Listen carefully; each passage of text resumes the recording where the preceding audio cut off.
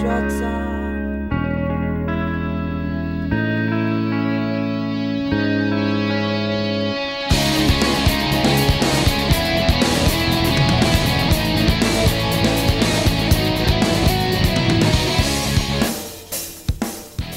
Hello and welcome to On the Fly Television. My name is Dennis Gleason, of course, your host, and welcome to the show. Today is a very interesting one. We have a fly-by-night crew just as on the fly as this show will be, the soul of the production. But they're great staff, they're open-minded, and will make it through, I guarantee it. At least I hope so anyway.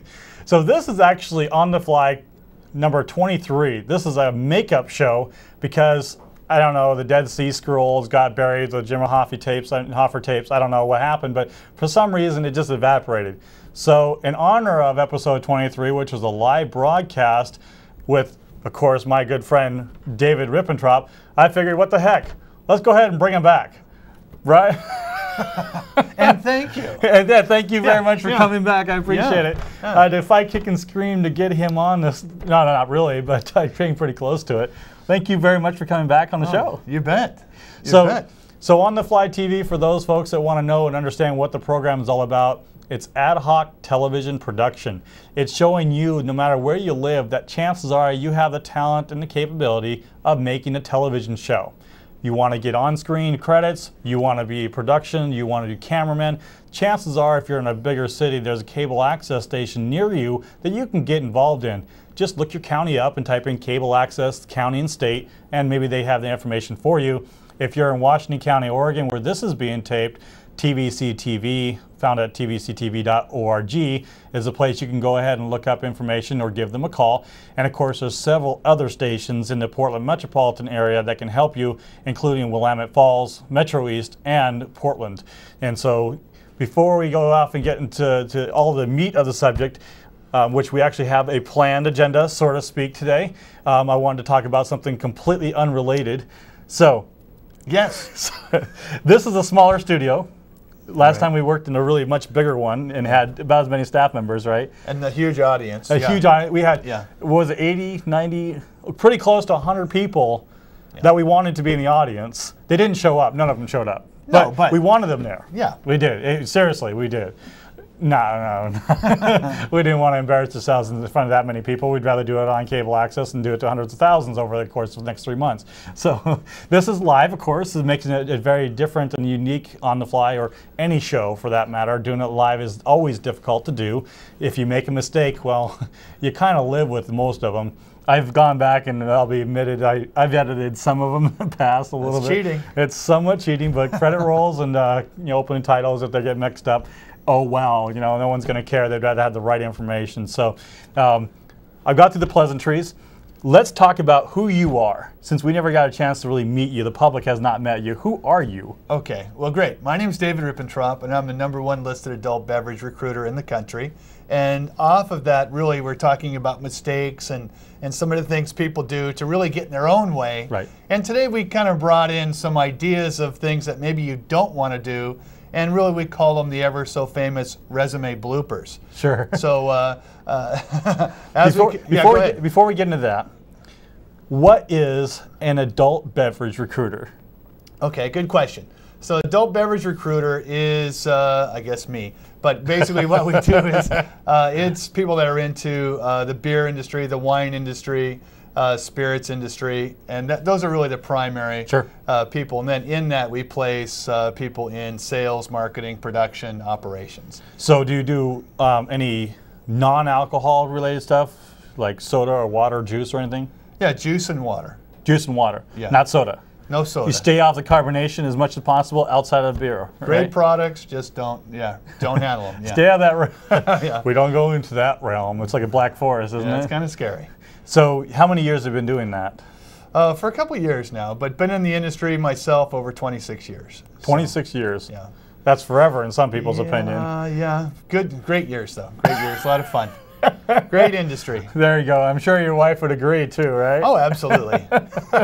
Absolutely. So Dave and I met at a charity function. We did a classic wine auction. It happens once a year. Usually it's the first weekend of March, and they raise money for 6 or 7 different charities. I think the number changes every year, but I think it came out to be like $3 million is like the last couple of years, or pretty close to it. And that was nice of you to donate that money. Yeah, yeah. It was a petty cash I had laying around. I mean, it was only $3 million. I mean, heck, I make more than that in interest alone. Absolutely. Wait, no, that was my Bill Gates moment. I'm sorry. Darn. And Bill, if that offends you, well, too bad. So I like volunteering, and I know you volunteered. Obviously, you were helping with that same event, and I volunteered. I think this is my 6th or 7th year helping with that. So keep in mind, folks, that if you're out there and you're looking for things to do on your weekend instead of just sitting and watching football or doing things with your own family in your own house, think about going out and volunteering, especially if you have kids that are like 10 or older. You'd be surprised what those kids can learn from volunteering, especially if you don't have the best life in the entire world. And let's face it, we don't always have a best life, right? Get them out there and let them see what's really going on in the world. You know what? Their problems will sink away compared to some other people's issues. And it's not, that's not knocking the people that have the issues, because that's bringing awareness to it, right? But it is helping a child understand that it's them giving back and them being part of it that makes a difference between someone that just does what they absolutely have to do for themselves versus something that they can do to help other people. So I have a story, a very brief one, that I'm going to talk about. In that same realm of volunteering, sometimes people wonder, well, why you do it? Why do you volunteer a lot of time? And I had a whole speech that takes like 25 minutes to deliver. Not going to do that. Don't worry. You can sit back down and watch. So essentially it has to do with why do something when you don't get paid for it? Why do something where you can't see necessarily the tangible result of what you do? There was a story that I read on the internet that was talking about a girl that was walking along a beach and saw all these starfish that had washed up on shore after a storm, right? And she was picking them up and throwing them into the water. And this guy come by and asked you, what are you doing? There's too many of them. You can't do anything about it, right? Well, what came down to is the little girl looks at him and she picks up a starfish and throws it in the water. It says, to that one, it made a difference. And then she picked up another one and she threw it in the water and she looks at the guy and to that one, I made a difference. And so if someone really wants to know why I do this, because I know that every single day I come in here, at least one person is impacted directly, positively by what I do. And so for that one person, at least at that one time, I did something for them. And that's why I do it. Perfect. It benefits somebody sometime. So let's get on to what we talked about, resume bloopers. Resume bloopers. Well, shall we share a few? Let's go do that. Let's make the audience laugh. So these are actual quotes or pieces of people's resumes, and you tell me if they're something you should leave on or take off. Okay. Here is my resume for consideration. I feel my experience and education might be a great fit. It might be. So, a lot of might be's. I like the might be's.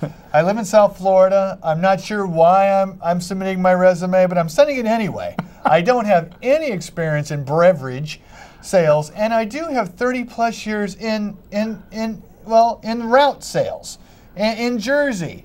And please take a look at my resume and let me know if there's anything on it that matches. So, again, very motivated. What is she looking for again? Because it doesn't sound like she even knows what she's looking for. No clue.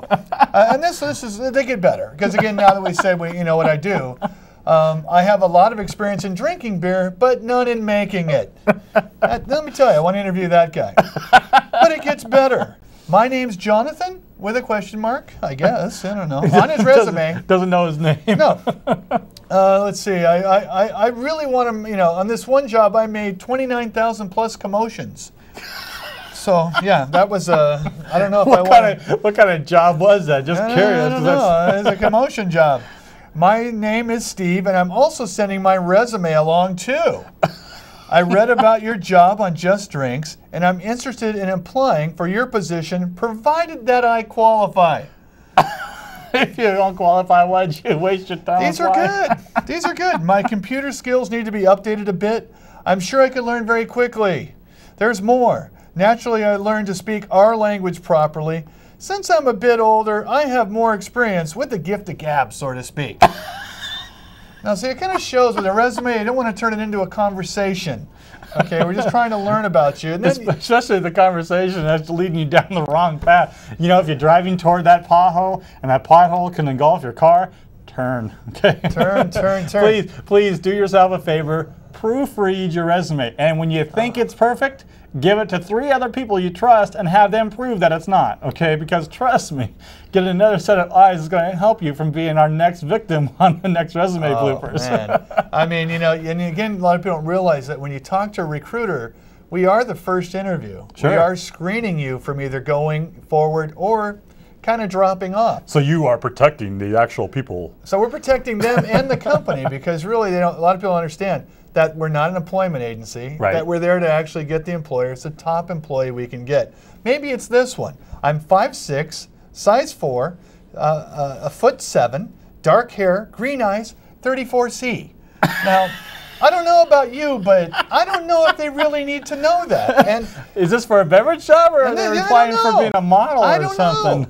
I mean, then you also look at, you know, you have, and we get these European ones, you know, and this one came over from France, and it said his name is Jim, whatever. Something, yeah. And his height is 5'4", and his weight is 150 pounds. So, okay, he's married, he's Catholic, and his occupation, housewife. So, you know, I want to get that guy. And this is a senior management position. It's a senior management position. I want to get him in for that. Yes. Yeah. I think I'd be a perfect fit, because at one time in my life, I had delusions of grandeur that I could do this job well. Did I say that word right? Close enough. I had delusions that I could do this job well, and I may have at one time. Although for the last decade I've done absolutely nothing and sat on my butt hoping for a better job, hire me anyway. Exactly. I'm a housewife. I can do anything. Exactly. It was a guy. It was a guy saying he's a housewife too, right? Yeah. So and there used to be a commercial that said that, where, you know, you want to make more money? Get a better job. You know, my kids love that commercial. You know, and it's kind of like this guy here. I really liked.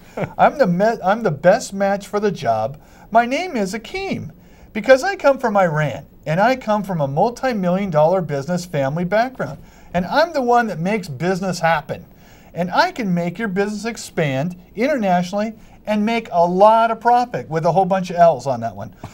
Check out my old business that I had to let go at myspace.com. So you know. So he has this multi-million-dollar business on MySpace. First of all, yeah. So MySpace. So he has multi-million-dollar MySpace business, and he had to close his business, and he wants you to hire him. But he can do it for you too. He can run me right out of town, no problem. Yeah, this is the part I like. He can run down his and mine. So let me tell you, I think you know people what? want that guy. At least you have to appreciate the fact that he is dedicated to his end result. It may be the complete final end, but he is completely resolved that he can do in your business, and you know, he can get into it, but he also do into it. Yeah, did he embezzle any money? Did he leave that part out? It doesn't say that. It just says that he's Akeem. There you go. Yeah, okay. maybe off of a movie. Wasn't that with Eddie Murphy? It was there Akeem. Yeah. But anyway, you know, kind of wrapping these down a little bit. Just, you know, you always want to make sure that they are spelled properly. I mean, there are so many misspelled words, especially when you're going for high executive jobs. And then you say, well, you know, I just counted about 6 misspellings. Oh, well, my assistant did it. I didn't do it. So, you know, especially when your name's on that piece of paper and you want to blame someone else, definitely not someone we're going to move forward. Sure. Well, yeah, because, I mean, if you're in an executive position, although the problems seem to go down further, the end stops at the top, right? Absolutely. I mean, if a company fails, you can blame all the employees you want to as you're walking out with your paycheck.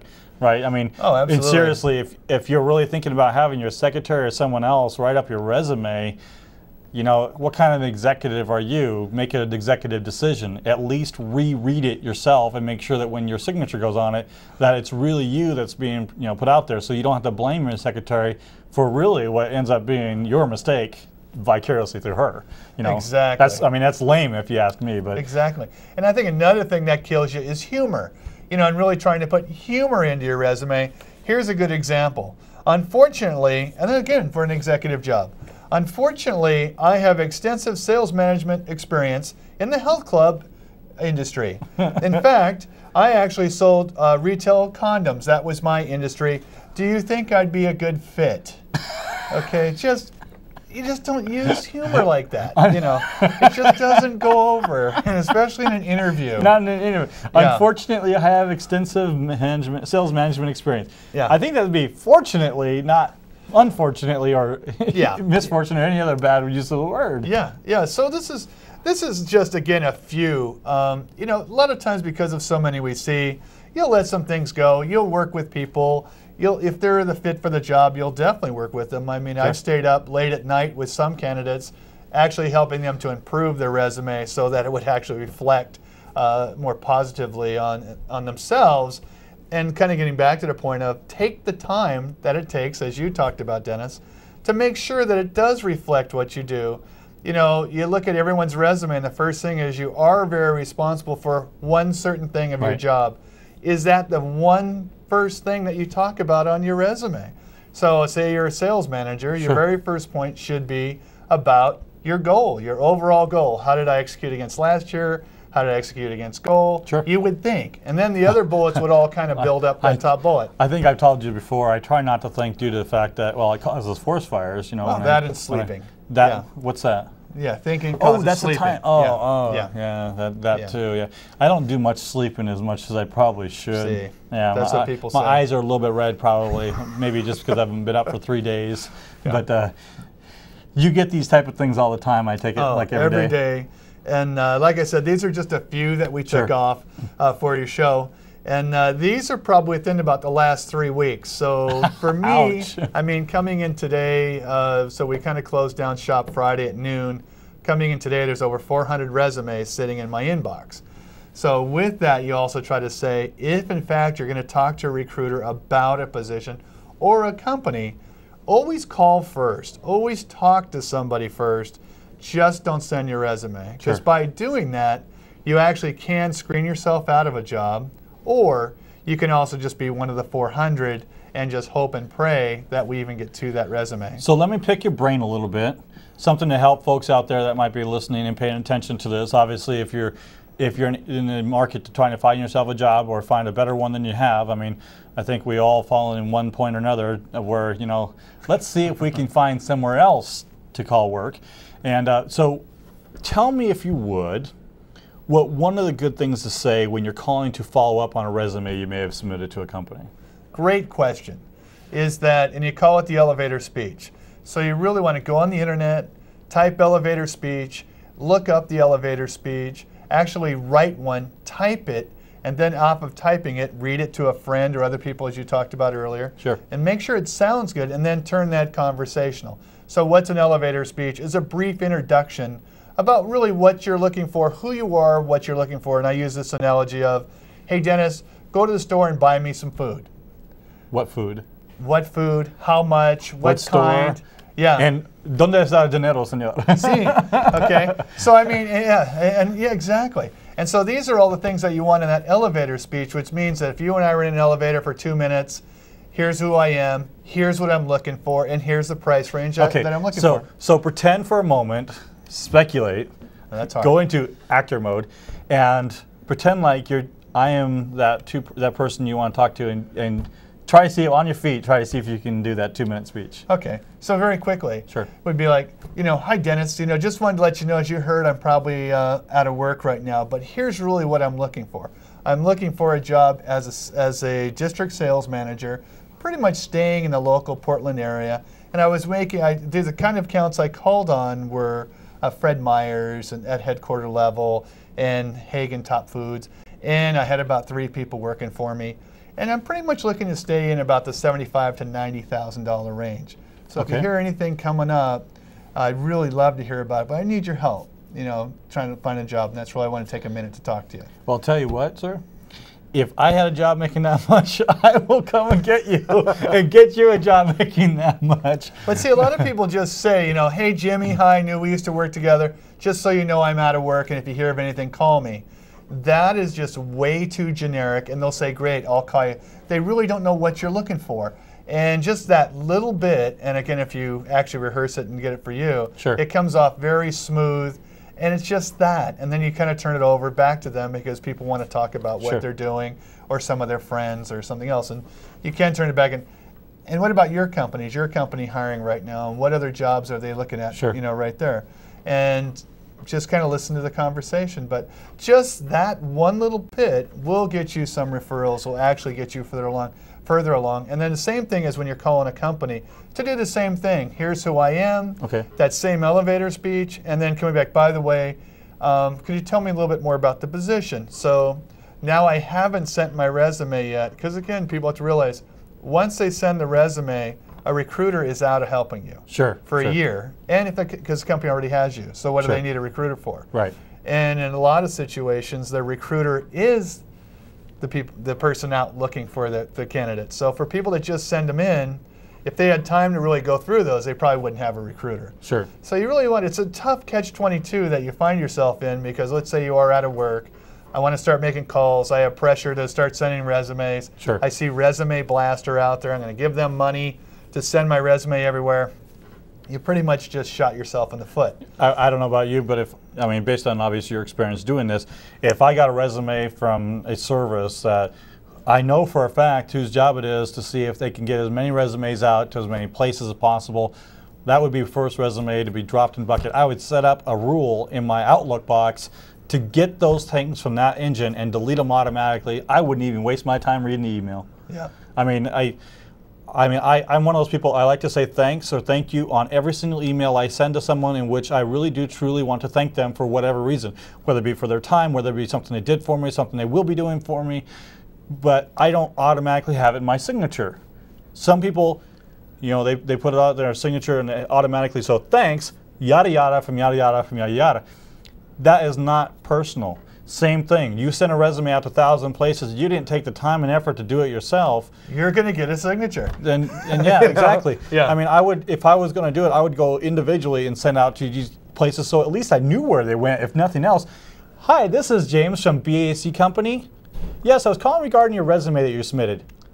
Can you remind me? I've been doing so many of those resumes, I can't remember specifically what BAC stands for, what resume I submitted, what was the position I applied for, when did you get it, and which engine sent it to you. I mean, that's how much information you're going to need almost, unless you have it on specifically in your resume that's gone out. And I just couldn't, I would never hire anyone that cared so little that they would do it that way. So no, that's so true. And that's really another form that I tell people to put together is put together an Excel spreadsheet that would actually have all that information on there.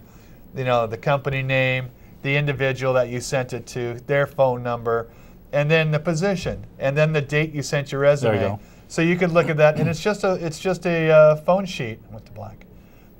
So it's just a phone sheet, and off of that, you can, as soon as your phone rings, you're looking at that, that phone list. So it's not a follow-up sheet or anything else.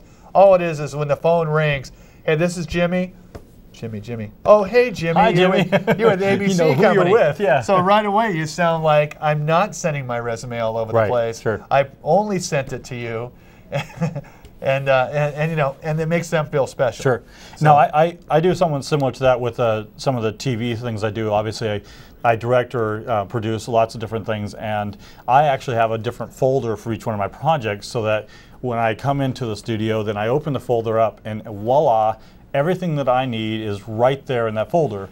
I have another folder for blank forms that will apply to any different TV show I might be working or volunteering, directing, producing, whatever on, but one that's specifically for that project that has the names of people I've worked with, staff members that have volunteered, my guests that have been on the show, an email address and phone number for that guest so I can contact later or again if there's, like in this case, we're having to do the show again, where I need, granted I have you on speed dial, it's a little bit different than a normal situation because you have a good friend, but it's the little amount of organization that I think that makes a difference. And if you're seriously looking for a job in which you want to have the recruiter, the hiring manager, whomever, take you seriously, then you must first take yourself a little more serious than perhaps you've done in the past. Driving around to all these different places and putting in resumes is fine as long as you want a type of job that pays, barely over minimum wage, definitely under $15 an hour if you're just driving around aimlessly. Or if you want to take a little bit more time, go that extra length, organize yourself. Excel is not a bad tool for you. I use Access myself, but it's same concept. Right. I would even put on there follow-up times. Like if I didn't hear back in a week and I set myself put a date on there, so okay, I want you to follow up by this date.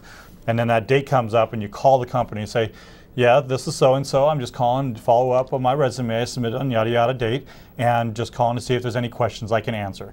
No, not asking them, have you hired anybody yet? Don't ask them, did you hire me? When are we coming in for the interview? Ask them if there's anything you can provide for them. That automatically opens up the door for the other side of it, because now they care more about listening to you and seeing if maybe there is something they can help you with. And really, you're doing the same fact-finding attempt. You're getting them to look for who you are and what the status of the job is without asking for it. But you have that follow-up. You put that down in your spreadsheet, right? Right. I mean, that's probably a good idea to do, right? And then you write down who it is you talked to when you called in. That's very important, especially if it was Wendy at the front desk, because maybe Wendy is the next person you talk to the next week you're following up. Or call back in 2 weeks, sir. Fantastic. Call back in 2 weeks. Good afternoon, BAC Company. This is Wendy. Wendy, this is so-and-so. We talked a couple weeks ago. You said to call back. I was just calling to find out if you have any more information on this position. Boom, you remembered that person's name. I don't know about you, but for me, if I was hiring somebody, someone caring enough to remember the secretary that answered the phone has got to be at least somewhat on the ball. Oh, yeah. Oh, yeah. And you actually brought up a whole nother area, too. Oh, okay. Which was... Sorry or good? No, which is good, which is really good. And that is, you know, when you're younger and the jobs that you're going after and what you're trying to do, is that the biggest thing I can stress is stay in school. You know, get your degrees. Sure. Whether it's a trade school or anything else, you know, make yourself valuable through that. And then try to stay in the same industry. When you're in high school, you know, try to get jobs in an area that you show some interest. Again, they have, looks like some great jobs even down here to try and learn a little bit more. But, you know, get out, try some things. But once you start seeing something that you think you want to make a career out of it, stay with it and keep going and keep trying to get jobs in that same type of industry. The same thing happens to adults. You know, and we get people all the time that are in adult beverage, and well, my skills transfer over to food. And then in about 3 or 4 years, they come back and say, God, I wish I would have never left food. How do I get back into adult beverage? And it's really hard to come back because your contacts are gone. Sure. Your, you know, people that you were selling to are now different, and they're gone. They forget about you. Industry changed quite a bit. Industry changes. So your contacts move on. You moved on. Everyone's moved on. And when you come back, you're back to square one. Yeah, and I mean, it's not to say you can't go into another market and do the same thing, but so many employers now want a pinpoint of, as far as, we want a guy, gal, who just does this and this and this in this market. Right. I mean, yeah, it would make tough. sense. If you're going to pay X number of dollars, you want to get the best possible employee out of that dollar as possible. You don't want to get a brand new novice person that walks in and doesn't have a clue to what you're talking about. They just want to have, you know, I want to have somebody that's experienced at least in the industry so they understand it, and all they have to do is spend a little bit of time to catch up on what's different between your company versus the company you're now working for. You don't want to spend all this time training, okay, this is how you turn on a computer. This is called email. And this is called Internet Explorer. And you know, you go through all those little, I call it toiletries type things, because they always come with every job. Just like if you're going on a trip, you have to have them, and they're always little things, and you're always hosed if you don't have them, right? So you go to a new job, make sure you're prepared. Now, what about finding out a little bit of information about the company that you're applying for? Is that ever important? Well, what's really cool is, and again, using a recruiter or someone like me, you know, I'm considered a full-service recruiter. A full-service recruiter basically holds your hand all the way through. So we'll hold the hand of the company, and we'll hold the hand of the candidate. What does that mean? I'm going to tear up because it sounds so, it's so wonderful. How it works is that with a candidate, as we're taking you through, we've gone through your resume, we're seeing you're qualified for the job, we're going to move you forward on the job, we'll call the hiring authority, we'll pass your accolades Hiring authority. Hiring authority. It sounds good, right? Hiring. I wanted to use hiring. That sounds so cool. Yeah, it could be hiring engineer, but you know. I'm the executive vice president of a whole household. So you're a housewife? Yes, but that's not what I said. Yes, yeah. I'm a domestic engineer. What is that? Garbage man? What? Yeah, it is actually, yeah. But basically, we set up all the interviews. After the interviews, I'll still talk to you right after the interview. So how'd it go? How'd it go? What he's wearing? You know, no. But you know, we really do go through a lot of steps of how the interview went, And then off of that, we're going to call the hiring authority back, and then we're going to get his point of view and your point of view. Or her. Or her. Got to be gender. You got to be PC. And then really, what's cool is the first day you'll know whether you're moving forward or not, as opposed to waiting for 2 or 3 weeks, maybe never hearing, and then also all those pointers. Did you send a thank you card? Did you do this, this, and all these pointers? And see, I think that's valuable information. I'd be willing to bet you that 90% of the people watching this show probably never even heard of sending a thank you. Yeah. If you spent time of someone else's, why not thank them for it?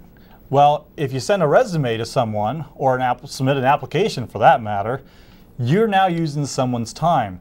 They're not like a waitress or waiter where you can tip them when they leave, or someone you can say thank you to at the gas station.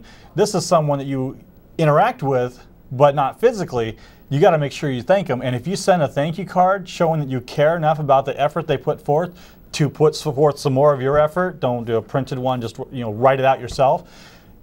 Even if you don't get the job, you're going to be in the back of their mind because it's going to be something that most people don't do, even though it should be done all the time. I mean, absolutely. It's just one of those things where, well, I've already wasted 20% of my time today messing with this anyway. I don't really care if they don't hire me. Well, don't even bother submitting your resume. And if you're going for an executive position, I've got to assume that you're going to have to put a little bit more effort than the average, entry-level employee anyway. Oh, absolutely. Take the time, do your job, Absolutely. And even that handwritten one, spell check it. Go back through and spell check it and look at your grammar and make sure all those things are perfect. But it's funny how we're talking about people hiring and people looking for jobs and everything else. Is that it is kind of always kind of funny in a sense to me that for me I'm also called a contingency recruiter. Contingency recruiter. Backup plan recruiter. So basically, well, almost like a backup plan, which means that I'm basically investing my own money that you're going to invest, that you're going to invest money on the person I'm bringing to you. So basically, I'm a free employee to do all the research, to pre-screen, to check the references, to prep your candidates. I mean, to give you all the insight on the candidate. So let's have coffee after we're done here today. Yeah. A lot of time for these companies, and it's free. All that is free for the company, and it's free for the candidate.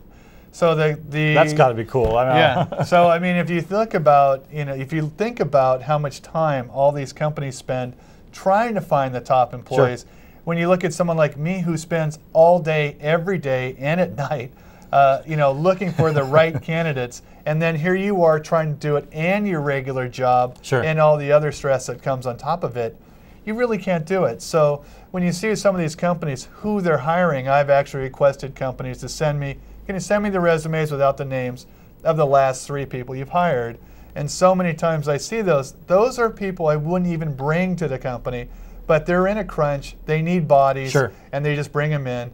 And then they're wondering why sales or whatever it is isn't doing as well as they. You're not doing well because, well, they didn't hire anybody that knows how to do their job. Is the problem. So exactly. It's like, well, you hired. You got what you hired. If you don't like it, hire someone that knows how to do the dang thing. Yeah, we call those B and C players. B and C. B and C, there's A players. Those are the ones. Those are like the top 10% of the top employees that are really out there. Then you have Bs and Cs. And I mean, for a lot of companies that just put ads out there and pray and hope that their wonders to their problems are going to come off of that ad, well, those are usually C players. And maybe low Bs that are going to just test the water, but typically they're Cs. They have a problem, they're out of work, they're going to get fired. I mean, they're housewives. They're not housewives. The housewife. Yeah, I like the guy. But that's really when you look at just putting an ad out there and hoping and praying that this right person comes. So odds are low. So we talked a little bit about making sure we spell check the resume. We talked about making sure that you follow up. We talked about making sure that if you call the company that you talk to the individual, hopefully the person that's involved in it, right? What can you tell me as far as the length of a resume? Can it be, what if I have a lot of things going for me? What if I've done a lot of things? What if I think that I need 3 pages to explain to a recruiter what's really about me that will get me my job or get you the job? I mean, what do you think about pages? I think it's a great question. Coming off of that, you do see where people send in 1, 2, 10. I mean, Marketing, yeah. Marketing likes to send in like 10 pages because here's every little project I worked on. And it really comes down to, if you're a student, it should be 1 page. Education on the top, because that's the most prevalent. That's the thing you're working on right now. Sure. And then maybe some of the little jobs that you did. Once you become a professional and you're really working on your jobs, it should be a 2-page. And the one I really like is they're all different types of resumes, but it really always comes back to the same thing, a very linear, traditional resume, which here's the company I work for, time frame, but then have a paragraph of here's all the responsibilities that I had, comma, comma, comma, just all the responsibilities. And then you get into your bullets. All the bullets should be achievements. And I say if it's an achievement that I'm reading, and when I read it, I don't say, wow, I did this and I did this in my first year on the job. I increased sales by over $360,000 in 1 month of the program. And I read it, I say, wow. Wow. And I keep going. If I hear wow, wow, wow, so my first 3, if I read those and get wows, I'm probably going to get an interview, because with so many resumes, you realize they don't have time to sit there and read that whole thing. Yeah, you got so so that's many of them to do. Yeah, anything over 2 pages, just know they're going to look at it and say, okay, this guy's not clear and concise enough. This candidate's not clear and concise. And they'll move on. And that's what else can kill you, too, on a 3-pager. So 1 page when you're an executive, 1 page is also alarming. Why do you not have more that you're going to put on here? You're an executive of what? Your own .com that failed after 3 quarters? Yeah, exactly, exactly. So that's really the easiest thing. I think 2 pages, just a very traditional resume that would state, kind of what we talked about there of here's the company, here's the time frame. And then I also like to add a few things as far as here's the company I work for, and maybe here's the products that they had. And don't assume that everyone knows the name of that company. Especially if it's a small company, because I know there's a lot of companies out there that have a very specialized on the fly TV, folks, a very specialized industry, and so knowing exactly what it is that they do may not be that that clear. If you look at it and you say, for instance, you're a forklift company, but your name doesn't say specifically we sell and we deal in forklifts, well, they may not understand what it is that you're talking about unless you're in the industry and happen to use that type of equipment. So it's pretty important, I suppose. So. Well, even things like working for a company like Constellation. So Constellation's #1 wine company in the world, and you're trying to talk to someone who maybe isn't that much. They're not in the wine company kind of business. And I've actually had it happen where they asked the candidate, so what type of company was this? Oh, this was a wine company. And they said, oh yeah, I've had a Constellation. I had Constellation wine. It was great. Well, there is no Constellation wine. There's a bunch of companies under Constellation. There you go. I really like that where you list a few of the either the brands or the distributor, and then putting the accounts or anything that really puts a little bit more detail. And everyone thinks, well, I just want to put a little bit of detail. I want to tease them. You do want to do that in a sense, but you also want to say, here's let's you go back to the DM thing. I'm responsible for Fred Meyer. I'm responsible for QFC, for calling on it at a headquarter level. I'm responsible for merchandising, and here's what I did. So in that 1 comma, comma, comma area, all those responsibilities. Most impressive first. Yeah. Okay. So this way I know at least the person I'm talking to real fast. I read my 3 bullets. If I really like those, I skip to the next skip. And really the next point is probably only 3 jobs is all you want on your resume. Why not go back further? And that's exactly it. What if I have 8 jobs that I've had, and those 8 jobs were impressive? I did a great job. Why can't I have 8 of them on there? That's a great one, and a lot of people do that. Where back in 1978, they worked for XYZ. I'm sure that's really relative. Okay, they work for the XYZ company, and they want to show that, and it's detrimental. So usually when you go back about 3 jobs, hopefully that's not more than 10 years, or if you're lucky, or 5, 10, 15 years. That's a long time. Sure. So, or you have 3 jobs and it's 3 years. You might want to. You might want to go back if there was one a little bit more stable. But this really means that I don't know how to stay with a company for longer than it takes for me to finish the previous resume updates. Right. So here's another question for you. We have 20 minutes left of the show. We still have a good amount of time. We've been able to yabber for quite a while. So my next question is, does having volunteer service on an individual's resume as references appeal to you, or do you think it would be appealing to other people? Okay, that is a really that's a really good question, because when you start putting personal activities down, or personal clubs, or things of that nature, you do have to be careful. And unless if it's like a major organization that is PC at the time, sure. I mean, you'll see things where, I won't use any examples, but it does kind of show a little bit more of insight on you, and it could be enough to get you screened out of a job. I mean, let's use something simple like Boy Scouts. I mean, you know, you have organizations that don't donate to Boy Scouts anymore, sure, and they're getting screened out for obvious reasons. Well, just doing that might be, depending on the company, enough for you not to get the job. So what if the experience, for instance, is related to a job that you did for that nonprofit agency? Say, for instance, TVCTV, okay? I'm a volunteer community producer. I help direct shows. I volunteer as crew for other people. I don't technically get paid for anything I do at the station, but yet it could be considered by many people as being a senior management position in a complicated environment. I mean, if you look at just one show, for instance, where I'm directing 12 different people, it's a live show. We got callers, we got people in the studio, we got singers, we got Santa Claus coming in one show. Right. You got all these things going on, and so I want to put on my resume that I'm a volunteer producer at a cable access station. It doesn't really matter what you're producing, I wouldn't think, as much as the fact that I have experience. I mean, is it okay if I were to put that as a job, currently doing a job, even if it is like a volunteer? Absolutely. I mean, so you can use it as, I always go back and say, is that pertinent to the job you're trying to get?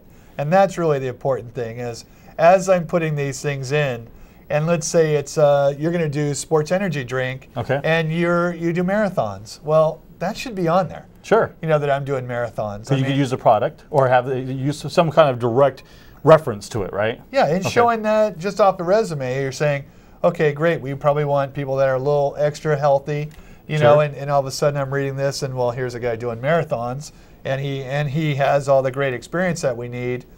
Here's a resume that just moved to the top of the list just off of that. So coming back to your question is putting all the producer and director, if in fact I'm looking for that type of work, sure, definitely should be on there. But also on the other hand, you could have it on there just showing ambition. Right. That, you know, I'm working a full-time job here, which takes mega hours, and I'm also doing this other gig. Sure. It shows that you have great ambition and drive also. So what about a little bit different than just plain charity work? Sure, sure. Because we all know there's a person that goes off and they quote unquote volunteer by petting or by having a pet at their house, and yes, they're taking care of a pet. But really, what work and effort, energy, and resources do you need or take, or what kind of benefit do you really get back if you take care of a cat or two cats? Well, not saying it's not a valuable resource in that its own arena, but if you're directing or producing a huge event, for instance, and you have a lot of people that are reporting to you, you have a lot of responsibilities, you're handling money, you're handling resources, that could show like a project manager type position that shows not only do you know how to do things within your own internal company that's somewhat private, but you're also able to go out into the general public, which obviously this type of volunteer activity in the TV station becomes very public, right? I mean, well, yeah, and everyone sees this, right? Well, yeah, and to go back, I guess, to my Boy Scout, you know, analogy, sure, is that now you're a Boy Scout and you worked hard and you got your Eagle Scout. Sure. That should definitely be on your resume. Because here you have a total achievement of, it's like 3% of all boys that enter Scouts, something like that, very small, to get their Eagle Scout. So you do have an achievement, an award that you worked on. As long as they understand, as long as the recruiter understands that, because before you just said it, I wouldn't have known. Yeah, and those kind of things should be on your resume. Yeah, absolutely. Sure, okay. Yeah, a Girl Scout or whatever, if you win a special award for even at your work, you know, so many people earn awards, it's not on their resume. And these are all things that are setting you apart from just the average, you know, individual. Well, like for going back to the volunteer part of it, is that one reason I put it on my resume is not necessarily to boast about the fact that I do volunteer work, more than the fact that I'm willing to go above and beyond because it's the right thing to do, and to help show a potential employer, say, hey, not only am I able to do the job and very clearly can do it, but I can also do other things, and I'm willing to do things. And I really don't care if I get paid for it. I'm willing to take that extra step. I'm willing to go above and beyond all the time, not just once in a while. And I'm willing to do something that's worthwhile, things that actually puts value back in And any person, or if you're looking at my resume personally, I volunteer for my company's, my upper company's volunteer programs, not just a little project here and there, but I help run a lot of them as a volunteer on top of that, and work with our marketing department and such. So I volunteer for volunteering, so to speak. And so someone within the same company would look back and say, hey, he's doing a very huge service for us right now. And this is a service that's going to make me and my department look really good if we were to hire this guy, because then he now represents us. And I would think that would be the same for any company that you would go to apply for, is that that person's not going to stop doing it just because they're not with that company anymore. You give them a chance, they'll do it in the next company they work for too. And if you're good at it, is most important. If you're good at it and you're doing it for the right reason, that can't help it help a company, right? Well, even just on that point, let's say that your charity is the Red Cross that you're doing work for, and you're CPR certified, or you're a first responder certified. Which I am. So. Which you are. So, hey, we both are. So it's, but I mean, that would be on your resume too.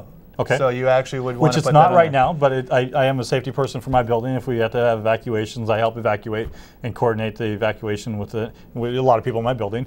It's seemingly small, but if you're one of the people that needs that help, it can be a big deal, right? But it's also showing what other value you bring as an employee. Sure. That other, so many times it comes down to this individual or this individual, and we're going to start now weighing, different factors into the job.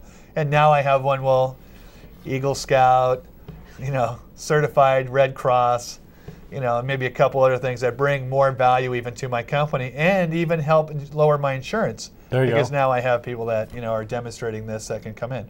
So it does add a lot of value, but it is really difficult when you start weighing some of these factors. And a good recruiter will, maybe say something, but not always. So when it comes to switching gears just a little bit, just due to time consideration, because we only have like 12 minutes left of the show. One thing I want to make sure we get some time on was actually having an interview with somebody. I know at the last time we did this version of the show, we talked briefly about it, and so I wanted to talk about it again. What are some of the things you definitely want to make sure you do before an interview first? Let's do it before the interview, as in preparation for it. Okay, so some good things. Number one is make sure you have copies of your resume. Make sure you have a notepad that you're going to bring that actually you're going to write on, and write down things that you think are important. Okay. Because you'll forget. The other one is research the company. So go on their website. If you know someone in the company, feel free to give them a call and hey, I just want to ask you a few questions about the company and what's going on. I have an interview coming up. Sure. So really, and then what am I going to wear? And is it clean? Is it ready? And do I know how to get there? So maybe even drive if it's not that far away. Sure. Maybe even drive out there, and all these things that you're doing to prepare for the interview are also there to help cause less stress. Sure. So just stop you real quick there. Yeah. At my current company I work for, I did that. I drove out. I got lost myself, all by myself, and then I had a friend of mine come with me, and he helped get me lost the second time. But we found a place, and because I had never been on the west side of town before, I mean, it was completely alien to me. And so when I went out there, I was like, which way is up? Every single road turned into a dead end, or I turn onto another road. The names turned into numbers, and then back into names again. And I was completely lost. And so I did that. I came the night before twice, tried to find the place, found it. I was able to get to my interview on time. I would like such a fool had I not been able to get there. Sorry, traffic held me up, when really I held myself up because of stupidity. So go ahead. I'm sorry. No, go but ahead. it's true though. I mean, just going back on a candidate, this happened to him last week, and him rushing to get to the interview, got there just about on time, had to change his clothes because he's coming off of his current job where he didn't have a suit job and he's going to a suit job. And off of that, just being hyped up, really came off just way overbearing, way aggressive, and that's not the type of employee they were looking for. And he's not that type of employee.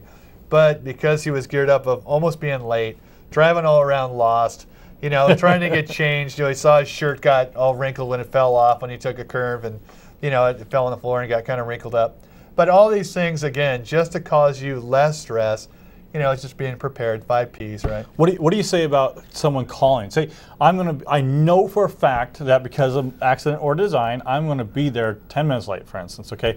What would you think it'd be a good thing if you're going to be late to an interview that you call your interview the moment you know you're going to be late and say, hey Jim, just want to let you know I'm still excited about being there. I would like to be there on time. Unfortunately, due to unforeseen circumstances, I've been delayed and I will be about 10 minutes late. Would that be all right, or would you like to reschedule?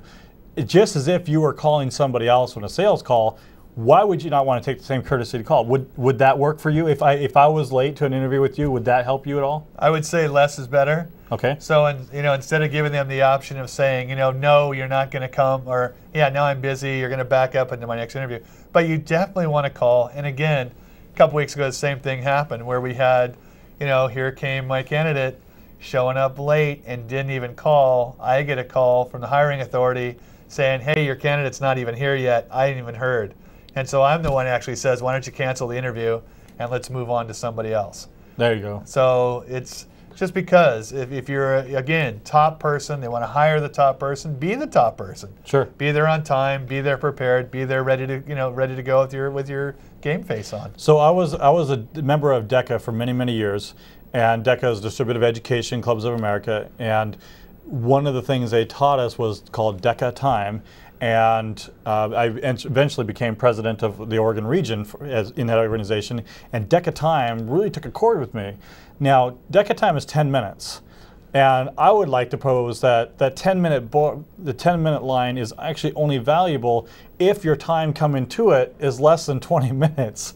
If you have to take more than 20 minutes to get to where you're going, you need to increase that DECA time, or whatever time you want to call it, your buffer, okay? So essentially, whatever time it's going to take, give yourself 50% more time to get there. If you have to sit in a parking lot for 35 minutes because your hour and a half that you set aside took an hour, you're still going to be on time. If you give yourself an hour and it takes you an hour and 5 minutes, you're late.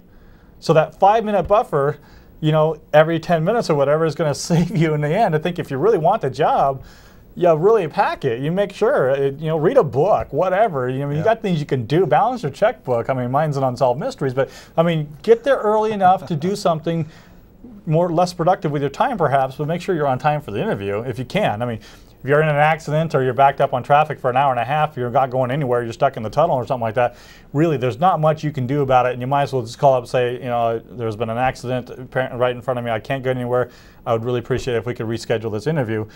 Everyone understands that as long as you're honest, you're open, and you react before it happens. Right. If you're sitting there in traffic and you're waiting, there's 5 minutes till the interview, but you've been sitting there for 25 minutes and you're not going to be late, that's still too late. You should have called the second you knew you were going to be there, because people will appreciate it, even if you call 25 minutes early saying, I'm stuck, I'm not moving, I've been stuck and not moving for 20 minutes, I don't think I'm going to be there on time, let's just reschedule it. Because now you're taking, again, that valuable person's time sitting there going, where is this Yahoo?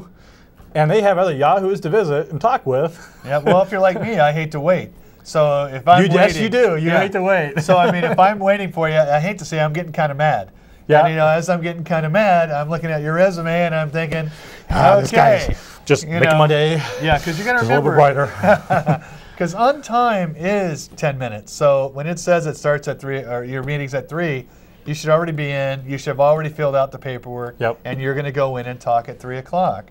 I mean, be that prepared. Now, you don't want to be there too early either, because sometimes they are doing interviews before you, and so being there real early obviously puts you in a weird spot. What is the earliest you think that would be good to be there by? About 10 minutes. 10 minutes? Okay. 10 minutes in the door, and yeah. So even if you're sitting in the parking lot for 45 minutes, wait. Okay, yeah. Walk up, get out of your car at 13 minutes till. By the time you get to the door and get in there and get settled or whatever, maybe it's right about at 10 minutes by the time you get someone's attention long enough to talk to you, depends on how big the firm is, et cetera. And you may have been there before, who knows. But make sure that by the time you talk to someone, you have 10 minutes before your interview. And that really, for everything, I mean, you can apply that to your job. You may not care about your job all that well, but your job will care much less about you if you care less about that. I guarantee that. You show up to work at 10 minutes before every day, and you sit at your desk and you're waiting for 5 minutes to get started because you're not allowed to work early, fine. At least you're there on time. If you show up late and you're running down the hallway, you're sweating bullets and you're not ready for that, your job, then you're now using the company time that they could use for other things, you know. Yeah, and you may want to talk about the next part of it is even the dialogue during the interview. Okay, like give me an example of things that we should say. Okay, now you got to remember that when you're in the interview and I ask you a very pointed question, some are yes, no. So, do you like green? No. No, I can't stand it. Okay, it's not true, but still. But you know, but answer the question. And so many times during interviews, I will do that to people. Just ask them a question because I want to see where you're going to go. So many times they'll. Well, let's see. What is he trying to get me to say? What is he? What is the correct answer? Yeah. Don't read into it. The other one is we do try to do the stars. So, what was the situation? The stars. Task. Yeah, a little acronym. What was the situation? What was the task? What was the action you took? And what was the result? Okay. So you asked me the question. I said, well, let me tell you about a situation. Here's what was going on. Here's what I did. And because of what I did, here's the result that happened. Okay, great. Next question. There you go. So it was to the point, but also it made you look more professional and buttoned down. You know, because again, and even getting back to the very beginning of the interview where they say, you know what, let's just back up here. Why don't you tell me a little bit about yourself? Okay, wow, what do you want to know? Let's see. Wow. Okay, if you had your 2-minute elevator speech we talked about, sure. You would actually rock right into You'd have it right there. You start just rambling on, and you'd be done and over with. And the person on their side writing the interview goes, wow, that guy is actually prepared, or he's smart as a whip. Either way, you win, right? Either way, you win on that, which is rare. So really important question, okay. Do you like blue? Yes. All types of blue or just some kinds of blue? Absolutely. I love all the blue. I'm a full blue hue guy. Yeah. I like everything in blue. It doesn't matter what the depth is. I'm good. Yeah, absolutely. So then you want to actually just go through and the next part is, don't ask a lot of questions.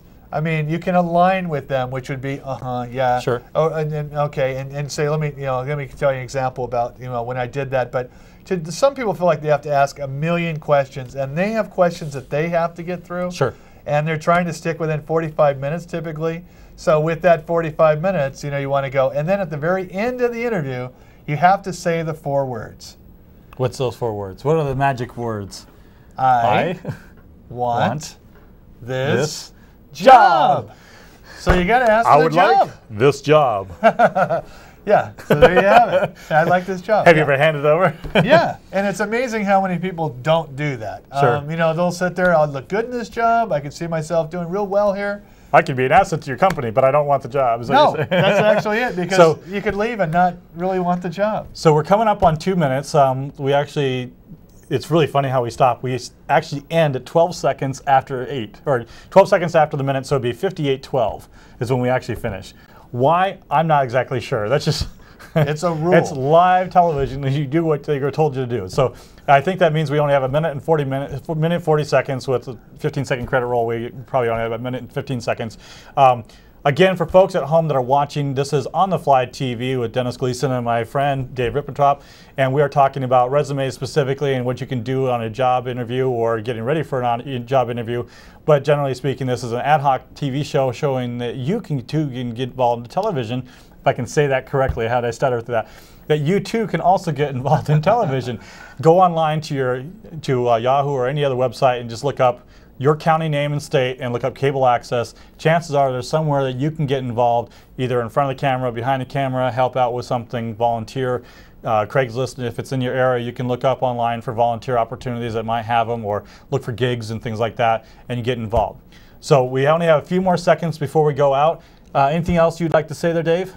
Just, good luck to everybody who's looking. I'm always available to help if everyone wants to get back. I am local in Portland. Okay. But definitely, if you want the job, go for it. Great. Call someone first, then send the resume, then go get the job. Then go get the job. That's the important part. So we're just about done. Any last words, anything that the control room would like to say before they wrap up and start playing music in 10 seconds or less? They want the job. All right, then go ahead and run credits. Thank you guys, appreciate it.